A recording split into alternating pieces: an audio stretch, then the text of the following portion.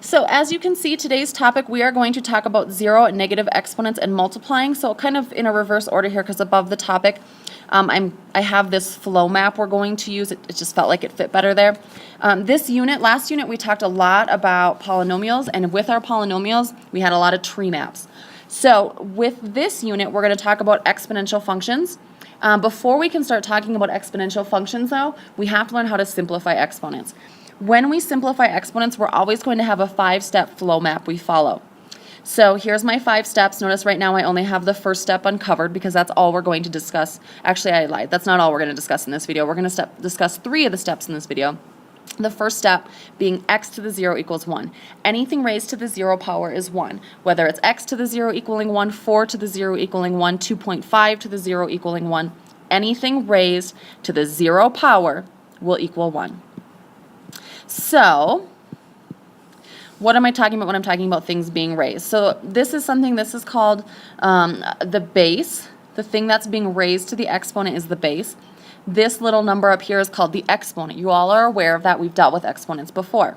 So again, that first property that we're looking at is 0 as an exponent, and anything raised to the 0 power equals 1. 5 to the 0 equals 1. Negative 3 in parentheses to the 0 equals 1. Remember, we've talked about before the difference between a number being in parentheses and a number not being in parentheses. Negative 3 to the 0 would mean order of operations, first raise it to that exponent and carry the negative over. That would be negative 1. Oh, and I'm not even looking forward to what I've already got over here. That's my next example. That was unnecessary to write that down. Sorry about that. And negative 3 to the 0 equals negative 1. So if we look at why this works, we've looked at factoring before. So if I were to factor this, we all know that I could take out a 4 for my GCF and an x to the 4th for my GCF. Well, what does that leave me with? Well, 4x to the 7th, so 4 divided by 4 is 1. X to the 7 divided by x to the 4th. Well, remember, to figure out how many x's are left, we subtract. So I do x to the 7 minus 4, which gives me x cubed. Negative 8 divided by 2 is minus 2. X to the 4th divided by x to the 4th is x to the 4 divided by x to the 4th. Well, we know that's just 1, right? Well, if I use some exponent rules, I also know that x to the 4th divided by x to the 4th is x to the 4 minus 4, which is x to the 0. Well, we already figured out that that's 1, so x to the 0 must equal 1. So that's kind of the reason behind it, or the why behind it. And we'll look at that a little bit more in detail too when we look at some properties with subtracting. So moving on, I'm going to open up another box on our flow map. So I'm going to skip over step 2. We're actually going to talk about steps 1, 3, and 4 today. I'm going to come back to step 2 in another video. So moving on to step 3, we are going to fix negative exponents by moving the base. The way I tell students is that when we travel, we have to give up our ticket. Just like when you get on an airplane, you have to give up your ticket. Travel, gives up ticket. And our negative is going to be our ticket. So this is what happens. If I have a to the negative n, so my base raised to some negative exponent, I can fix that negative exponent by moving it to moving the base with the exponent either to the denominator if it's already in the numerator, or to the numerator if it's already in the denominator.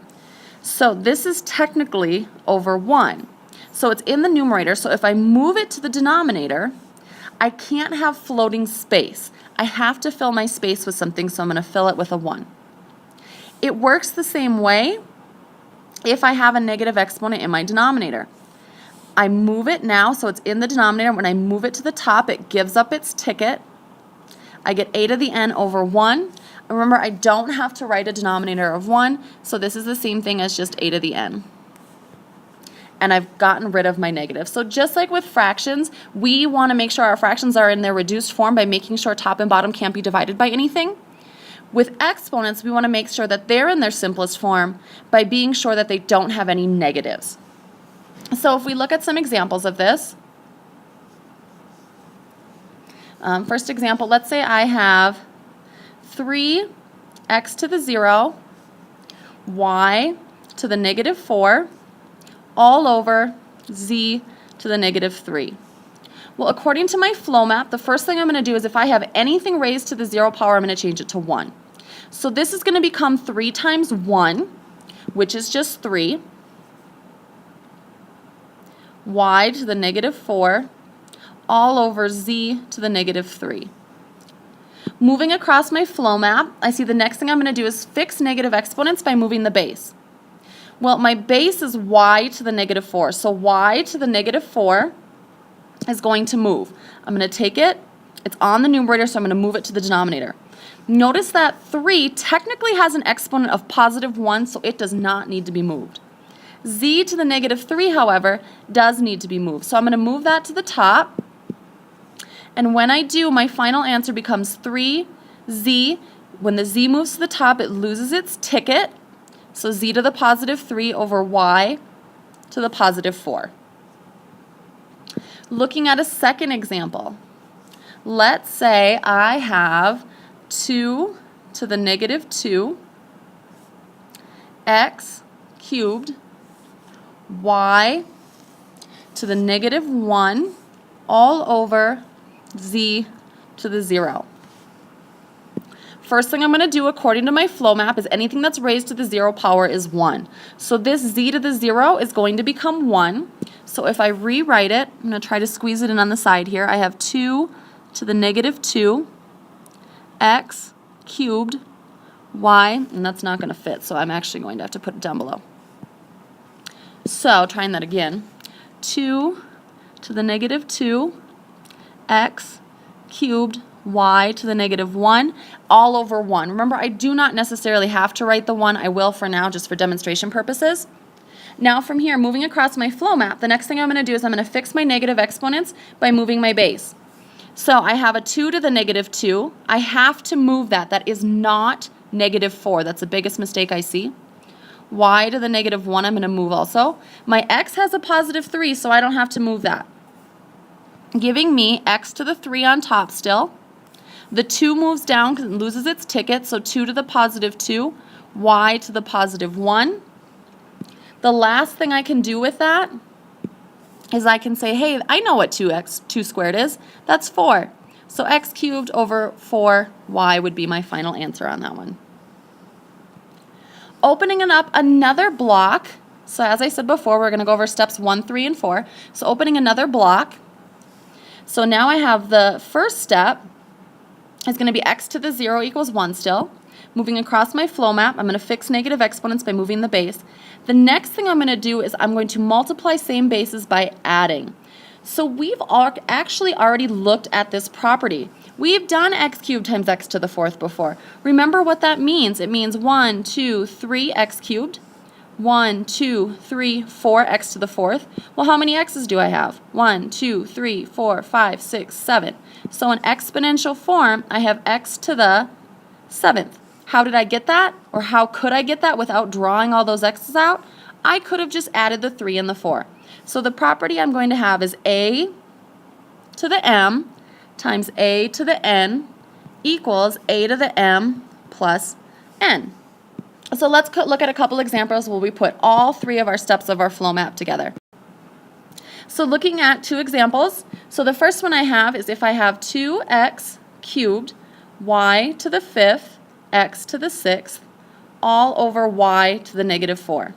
Looking at my flow map, step 1 says anything that has a 0 power I change to 1. I don't have any 0 powers, so I'm going to skip step 1 and move on to step 3. My next step is to fix negative exponents by moving the base. Well, I'm going to move this y to the negative 4 up to the top, and when I do, it loses its ticket and becomes y to the positive 4. So my new problem is now 2x cubed y5 x6 y to the 4th all over 1. Again, it's not necessary to write it over 1. I'll probably leave that off in my next step. Moving across my flow map, I'm now on step 4. I'm going to multiply same bases by adding. Remember, the commutative property says it doesn't matter what order I add, what order I multiply. So I can multiply x cubed and x to the 6th, and I can multiply y to the 5th and y to the 4th, giving me 2x to the 3 plus 6 is 9, y to the 5 plus 4 is 9, and again that 1 on the bottom is unnecessary, so that is my final answer. We're going to look at one more example. This would be a good time for you to pause the video and try it on your own first and see if your answer matches up with mine. The problem is 2x squared times 3 times y to the negative 3 over x to the negative 1 times y. So as I said, go ahead and pause the video and give this one a try.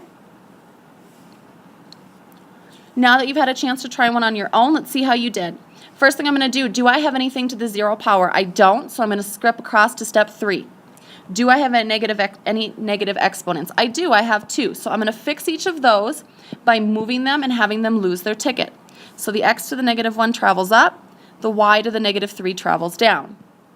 Once they do that, my new problem is 2x squared, 3x to the positive 1, all over y times y to the positive 3. My next step tells me that I can multiply same bases by adding exponents. So while I can multiply the 2 and the 3, be careful. I see a common mistake a lot where people want to, because we add exponents, they all of a sudden want to add their numbers. I still multiply like normal. So 2 times 3 will be 6, just like it always has been. X squared times x to the 1, I'll add the 2 and the 1. Y times y cubed. Remember, if there is no exponent written, there's technically a 1 there, so I am going to do 1 plus 3. Which gives me 6x cubed all over y to the 4th for my final answer.